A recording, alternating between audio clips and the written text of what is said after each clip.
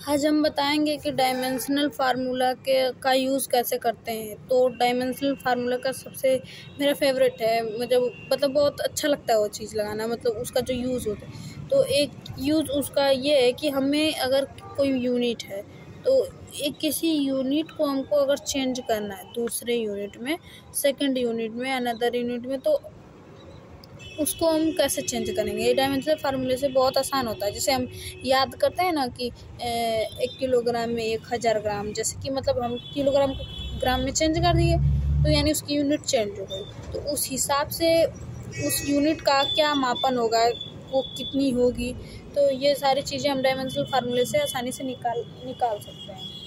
तो चलिए हम एक एग्जांपल लेते हैं। जैसे कि हम लेते हैं कि अगर हमको निकालना है 1 न्यूटन में कितने डाइन, ठीक। तो उससे पहले हम एक और चीज़ आपको बताना चाहेंगे कि जो नंबर होते हैं तो उसको एक अंकित मान होता है, एक अंकित मान होता है, एक मापन होता है, ठीक। तो यहाँ पर ये क्या है, यूनिट है, ठीक।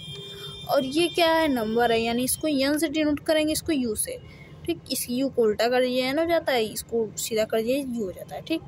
तो यहाँ पर हम इसको मान लेते हैं n1, ठीक। ये हो गया u2, ठीक है।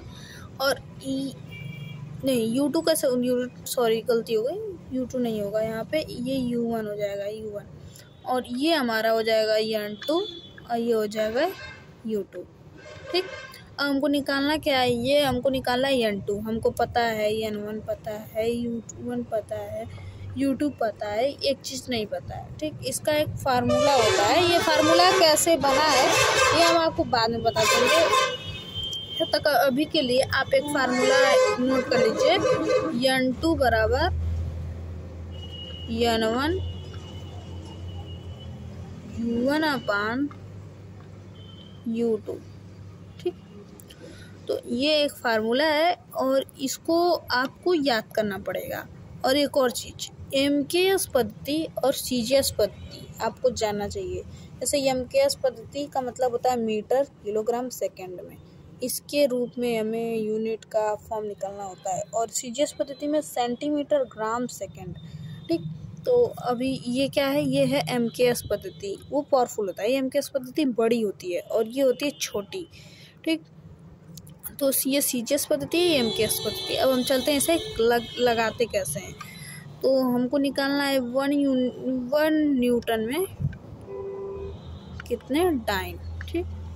ये हमारा u1 अभी हम बताए थे, ये हमारा ये u2 और ये u1 है, ये u2 है, और ये n1 है, ये n2 है, ठीक।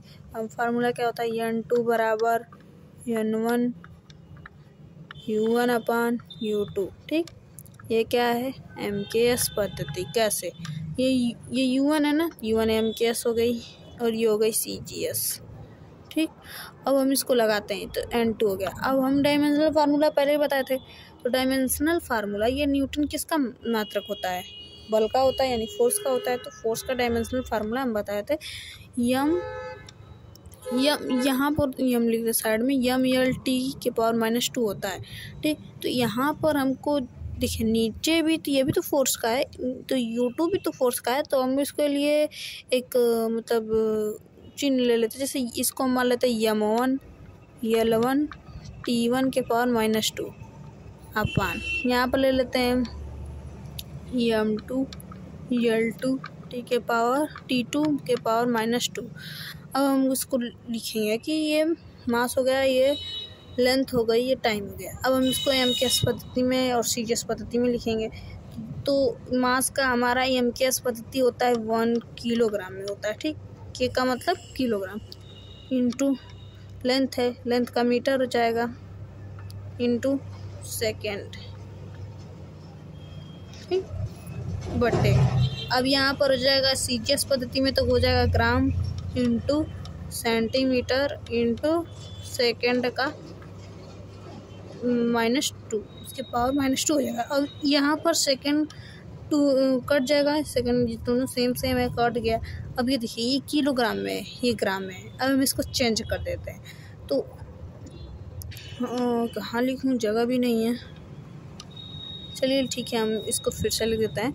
यहाँ पर हो जाएगा 1000 ग्राम, ठीक, इंटू 100 सेंटीमीटर, क्योंकि देखिए नीचे ऊपर मीटर था तो हम उसको सेंटीमीटर में चेंज कर दिए, और नीचे तो था ही पहले से ही ग्राम, इंटू यहाँ हो जाएगा सेंटीमीटर। तो ये देखिए सेंटीमीटर से सेंटीमीटर कट गया, ग्राम से ग्राम कट गया।